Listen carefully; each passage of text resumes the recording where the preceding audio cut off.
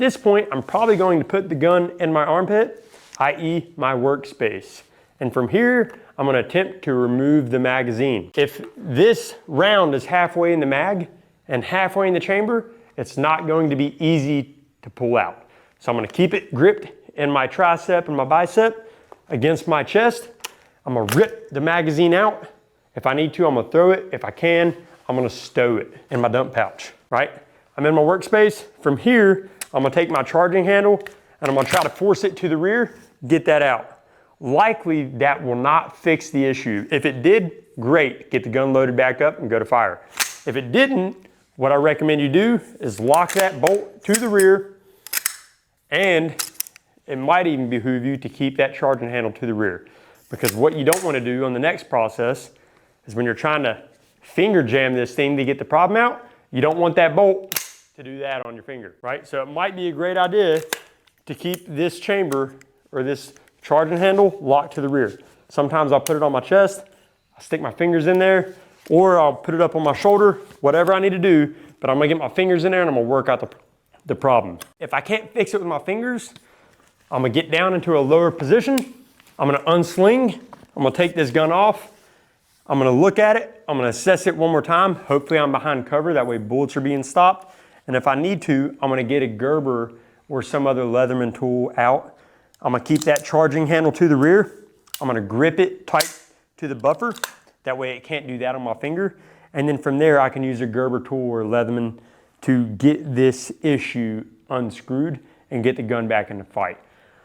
Once I get the gun back in the fight, I'm gonna put my new magazine in, and it's as simple as tap, rack, bang if you need to, right? Get back in the fight, get your sling back on, and get ready to fight. Immediate and remedial action, I want you to take a minute to think about safety. The entire time I did that, the rifle was aimed downrange. If I could, it was unsafe. And regardless, my finger was straight off the trigger. So safety is never ending, even in the event of a malfunction. All right, cool. So back to the outcome statement. What we're trying to achieve, a basic understanding. It's a basic, but by no means is this a basic course. So now what we're gonna do is take a minute and talk about the standards that we try to achieve in CMOP 1. Whether you're a basic and brand new shooter or experienced, we have standards. We are working on making these a tiered approach, just like we have in Pistol Corps, where we have beginner through advanced through a very, very experienced shooter. But for right now, this is what we have. So very similar to the Pistol Corps, but the first thing is a one-shot present. You're low ready, and we say stand by. You're up on target, click, bang. Search and assess, back down to the low hang. That target is at 7 yards and you're shooting at the A zone, which is roughly the vital area of a human target.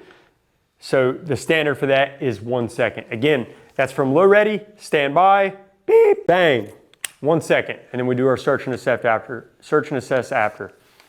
The time for all these drills is gonna start on the buzzer or the beep of the shot timer, and it will end on your last shot.